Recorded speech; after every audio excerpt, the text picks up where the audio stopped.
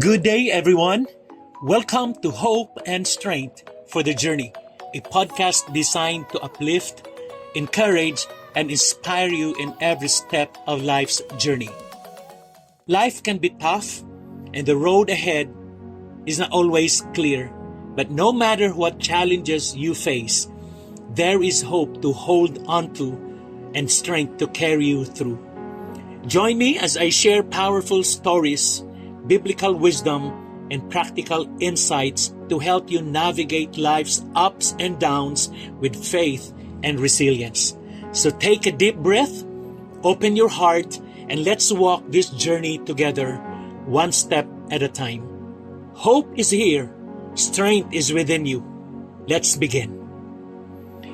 Our scripture verse for today is found in the book of Matthew, chapter 5, verse 16 says, "Let your light shine before others, that they may see your good deeds and glorify your Father in heaven."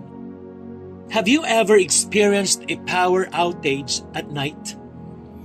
Ang hirap gumalaw sa dilim, di ba? But when someone lights a candle or turns on a flashlight, biglang nagkakaroon ng direction. This is exactly what Jesus wants us to be, a light in a dark world. Sa mundong puno ng negativity at darkness, tinatawag tayo ni Jesus na maging liwanag. Hindi lang basta ilaw na nandyan lang, kundi isang ilaw na nagbibigay liwanag sa iba para makita nila ang kabutihan ng Diyos. Ang tanong, paano tayo magiging ilaw sa iba? Isipin mo ang isang flashlight. Kahit gaano ito kaganda o kamahal, kung hindi naka-on, wala rin itong silbi. Pero kapag pinailaw mo ito sa dilim, nagkakaroon ng gabay ang mga nasa paligid mo. Ganon din tayo. Kapag ipinamumuhay natin ang kabutihan, pagmamahal at katotohanan ng Diyos, nagiging liwanag tayo sa iba. May kaklase ka o office mate kang laging stressed o may pinagdadaanan.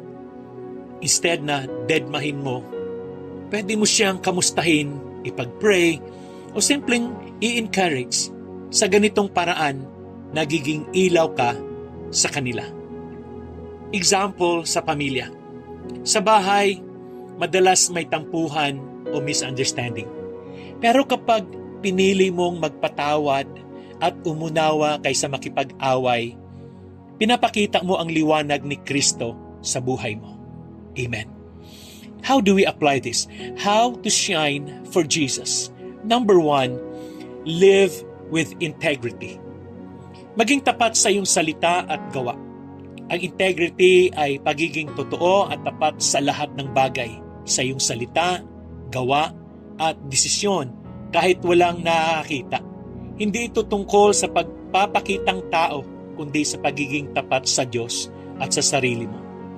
Kapag namuhay ka ng may integrity, nagiging magandang halimbawa ka sa iba at nagiging liwanag sa mundong puno ng pandaraya at kasinungalingan. Mas nagiging tiwala rin sa iyo ang mga tao at higit sa lahat, nalulugod ang Diyos sa iyo. Pangalawa, show love and kindness. Ibig sabihin, tumulong sa mga nangangailangan kahit sa maliliit na paraan. Ang pagmamahal at kabutihan ay dalawang bagay na kayang magpabago ng buhay ng isang tao. Hindi kailangang malaki o bongga ang ating ginagawa para ipakita ito. Kahit maliit na kabutihan ay may malaking epekto. Amen. Number 3, share the gospel. Ipakilala si Jesus sa iba, hindi lang sa pamamagitan ng salita kundi sa iyong pamumuhay. The gospel is the good news about Jesus Christ, ang kanyang pag-ibig, sakripisyo, at kaligtasang iniaalok sa atin.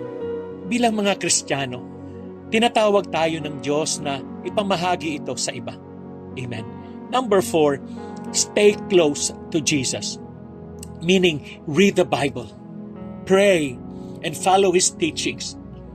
Sa buhay, maraming distractions, trabaho, social media, stress at iba't ibang problema.